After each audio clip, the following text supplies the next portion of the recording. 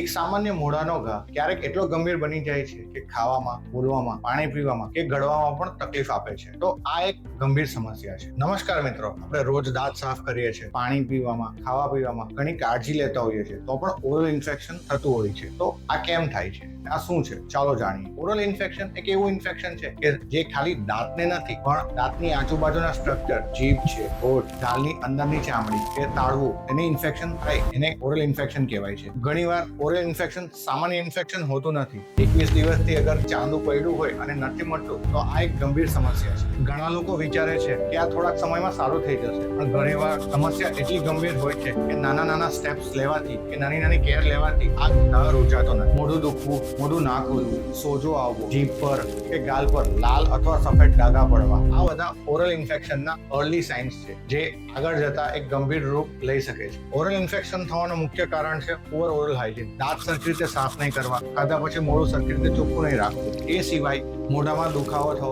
કે મોઢામાંથી દુર્ગંધ આવવી કે પછી મોઢું ઓછું ખુલવું, ગળવામાં તકલીફ, અગન બળવી, જીભ અને ગાલ પર સફેદ યા લાલ ટપકા પડવા, આ બધા ઓરલ ઇન્ફેક્શનના લક્ષણ છે. આ સામાન્ય રીતે મટતા નથી. આનું એક પરફેક્ટ ડાયગ્નોસિસ અને ટ્રીટમેન્ટ પ્લાનિંગ ખૂબ જ જરૂરી છે.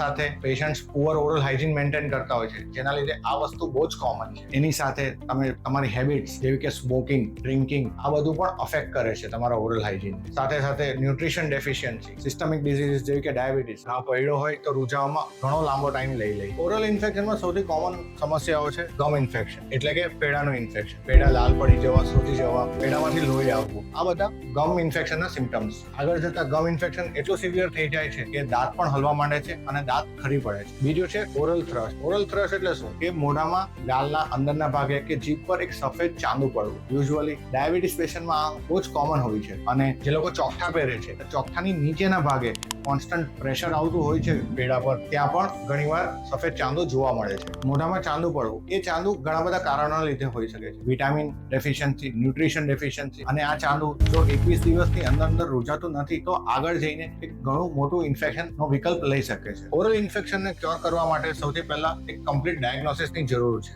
ઘણીવાર મેડિસિન્સ, એન્ટીબાયોટિક્સ, ડીપ એડવાન્સ ક્લિનિકથી આ વસ્તુ ક્યોર થઈ શકે છે, પણ પેશન્ટે જોડે ઓરલ હાઇજીન મેન્ટેન કરવું એકદમ ઇમ્પોર્ટન્ટ હોય છે. એ કેવી રીતે મેન્ટેન થાય છે? દિવસમાં 2 વાર બ્રશ કરવું, કંઈ બી ખાધા બાદ મોઢું વ્યવસ્થિત રીતે ક્લીન કરી દેવું, એમનું સ્મોકિંગ, ટબેકો એ અવોઇડ કરવું, બહારનું જંક ફૂડ અવોઇડ કરવું, વિટામિન્સ ભરપૂર લેવા, પ્રોપર ન્યુટ્રિશિયસ ફૂડ ખાવું, ઇમ્યુનિટી સારી રાખવી અને એક હેલ્ધી બેલેન્સ ડાયટ લેવું અત્યંત જરૂરી હોય છે. યાદ રાખો, મોઢામાં થતી દરેક સમસ્યા સામાન્ય નથી હોતી. આવું કોઈ પણ લક્ષણ દેખાય તો ડાયરેક્ટ ડેન્ટલ ક્લિનિક વિઝિટ કરીને એક પ્રોપર ડાયગ્નોસિસ કરાવો. જો આ વિડીયો તમને ગમ્યો હોય તો પ્લીઝ લાઈક કરો, કમેન્ટ કરો અને શેર કરો, અને આવા જ વિડીયો માટે ચેનલને સબસ્ક્રાઇબ કરો. ધન્યવાદ.